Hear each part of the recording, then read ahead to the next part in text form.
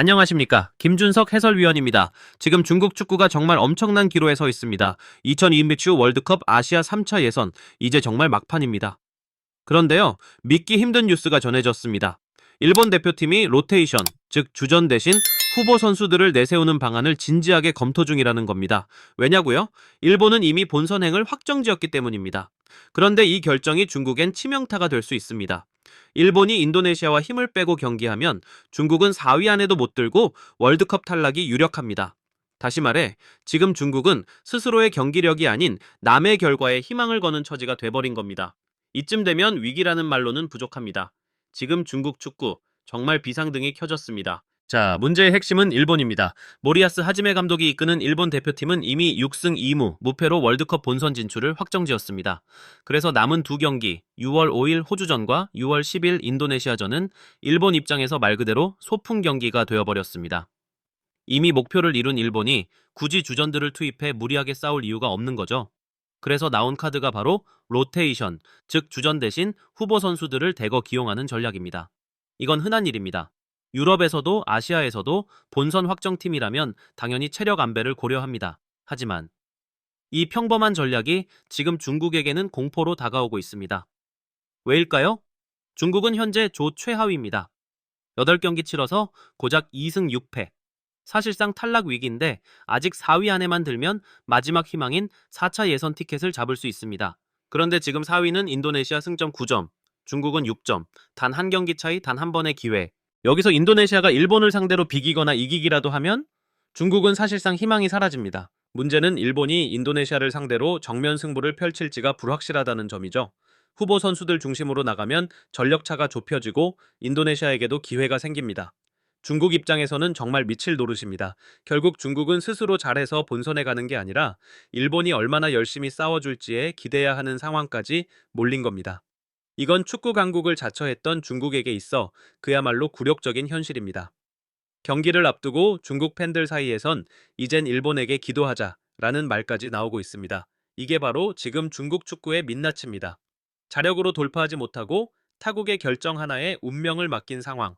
이보다 더 불안하고 이보다 더 절망적인 시나리오가 있을까요? 이제부터는 중국 대표팀의 근본적인 문제, 전략의 실패를 하나씩 짚어보겠습니다. 사실 이건 단순한 경기력 저하 문제가 아닙니다. 기초부터 전체 시스템 자체가 흔들리고 있다는 신호입니다.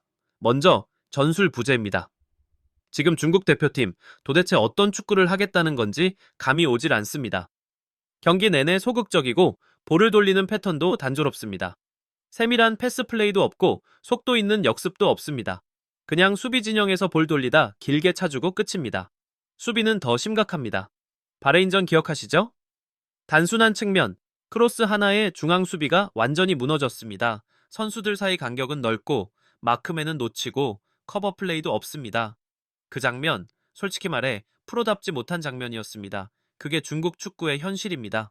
두 번째는 세대 교체 실패입니다. 요즘 아시아 상위권 팀들은 하나같이 젊고 빠른 자원들을 과감히 기용합니다. 한국, 일본, 심지어 인도네시아도 변화에 적극적입니다. 하지만 중국은 여전히 베테랑 중심입니다. 기동력이 떨어지는 노장 선수들로 버티는 경기 운영.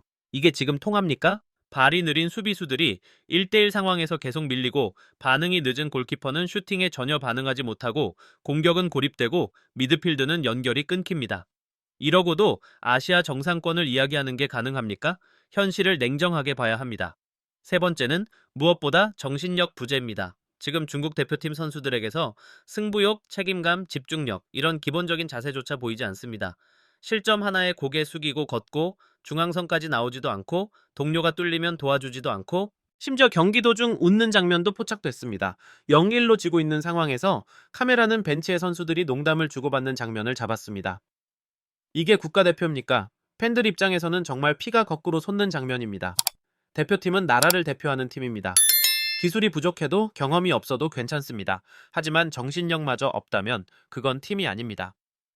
중국은 지금 세 가지가 모두 무너졌습니다. 전술도 세대 교체도 정신력도 없습니다. 그냥 유니폼만 입고 나오는 국가대표 흉내일 뿐입니다. 이런 상황에서 어떻게 월드컵 본선을 바라볼 수 있을까요? 결국 중요한 건 단순한 한두 명의 교체가 아니라 축구 철학, 시스템, 그리고 선수들의 자세 자체를 완전히 갈아엎는 개혁이 필요한 시점입니다. 그렇지 않으면 중국 축구는 앞으로도 계속 이런 부끄러운 현실을 반복하게 될 겁니다. 자, 이제 이야기의 핵심으로 들어갑니다. 중국 언론은 지금 절망에 가까운 메시지를 쏟아내고 있습니다. 일본 축구 전문지 사커 다이제스트는 중국 매체의 말을 인용해 이렇게 전했습니다. 일본이 3군을 인도네시아전에 내보낸다면 중국엔 더 이상 희망이 없다. 이게 그냥 과장된 보도일까요? 아닙니다. 중국 입장에선 너무나 현실적인 공포입니다. 일본은 이미 월드컵 본선 진출을 확정지었습니다. 그렇기에 6월 5일 호주전, 그리고 6월 10일 인도네시아전은 소위 말하는 소풍 경기가 될 수밖에 없습니다. 굳이 핵심 선수들을 무리하게 기용할 이유도 없고, 컨디션 조절과 부상 방지를 위한 로테이션 운용은 당연한 수순입니다. 실제로 일본은 과거에도 이런 선택을 했습니다. 2022년 카타르 월드컵 아시아 예선에서도 이미 본선을 확정한 뒤 열린 베트남전에서 1대1 무승부를 기록한 바 있습니다. 그때도 로테이션을 가동했고 경기력은 확실히 평소보다 떨어졌습니다.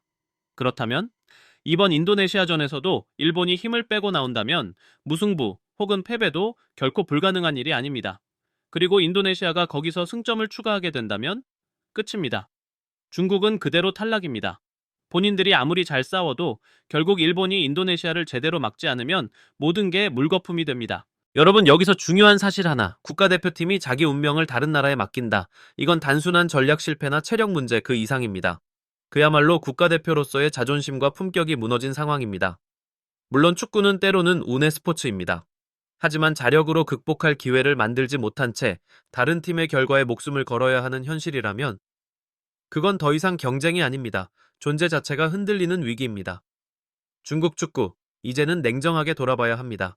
희망을 잃은 게 아니라 희망을 스스로 던져버린 건 아닌지 말입니다. 자, 지금까지 이야기한 모든 상황들, 이건 단순히 일본이 로테이션을 돌렸기 때문에 벌어진 일이 아닙니다. 단순한 경기력 저하, 일시적인 실수로도 설명할 수 없습니다. 이건 중국 축구가 가진 구조적 실패의 결과입니다. 첫째, 리그 운영의 불투명함. 중국 슈퍼리그는 매년 스폰서가 바뀌고 구단의 존속 여부조차 불확실합니다. 한 시즌이 끝나기도 전에 해체되는 팀, 연봉 체불 문제, 이런 환경에서 선수들이 어떻게 집중할 수 있겠습니까? 둘째, 감독 선임의 비일관성. 정책은 매번 바뀌고 성적이 조금만 안 좋아도 감독은 바로 교체. 어떤 축구를 하려는지도 불분명합니다. 전술 철학이 쌓일 시간이 없으니 팀은 늘 기초부터 다시 시작하는 악순환에 빠져 있죠. 셋째, 해외파 육성 부재. 지금 이 순간 유럽 무대에서 뛰는 중국 선수가 몇 명인지 떠올려 보세요. 정말로 손에 꼽을 정도입니다. 아시아 상위권을 목표로 한다면서 정작 해외 무대에 도전하는 인재를 키우지 않는 현실. 이게 과연 발전입니까? 그리고 마지막이자 가장 본질적인 문제. 정치화된 축구 시스템. 축구는 본래 스포츠입니다. 실력과 결과가 전부인 세계에서 권력에 따라 선수 기용이 바뀌고 결정권자가 바뀌면 팀의 방향도 함께 뒤집힙니다. 축구가 정책의 도구가 되어버린 순간 진정한 경쟁력은 사라진 겁니다. 지금 중국은 왜 일본이 인도네시아전에 전력을 다하지 않느냐를 탓하고 있습니다. 하지만 정말 돌아봐야 할 질문은 이겁니다. 왜 우리는 이 정도 상황에서조차 자력으로 생존하지 못하는가? 스스로에게 묻고 스스로 반성해야 합니다. 국제 무대는 냉정합니다. 남 탓하는 순간 발전은 멀어집니다. 내가 약한 이유, 그 뿌리부터 직면해야 합니다. 축구는 단순한 스포츠가 아닙니다. 국가의 전략, 시스템, 훈련, 그리고 정신력, 그 모든 것이 경기를 통해 그대로 드러나는 거울입니다. 지금 중국 축구는 그 거울 앞에 서 있습니다. 그리고 그 거울 속에는 혼란과 절망이 비춰지고 있습니다. 단순히 패배 때문이 아닙니다. 스스로의 문제를 보지 않으려는 태도, 그게 더 깊은 어둠을 만들고 있는 겁니다. 반면 우리는 오늘 이 상황을 조용히 지켜보고 있을 뿐입니다. 비웃지 않고 과시하지도 않고 그저 우리가 얼마나 성장해 왔는지를 되새기며 지금의 축구가 얼마나 소중한지를 다시 한번 느낄 뿐입니다. 축구는 결국 거울을 제대로 보는 자가 살아남는 싸움입니다. 지금까지 김준석 해설위원이었습니다. 다음에도 더 뜨겁고 더 깊은 이야기로 찾아뵙겠습니다. 감사합니다.